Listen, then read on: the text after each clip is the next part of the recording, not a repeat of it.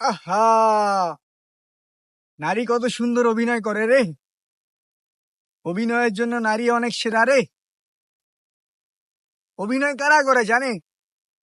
অভিনয় করে হচ্ছে মায়েরা। মায়েরা হচ্ছে ছেলে সন্তানদেরকে, মেয়ে সন্তানদেরকে এতটা ভালোবাসে, এতটা অভিনয় করে, যা আপনারা কখনো বুঝতেও পাবেন না।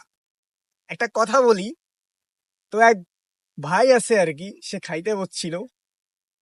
তো তখন মা তাকে রুটি দেয় একটা, আর একটা রুটি রেখে দেয়।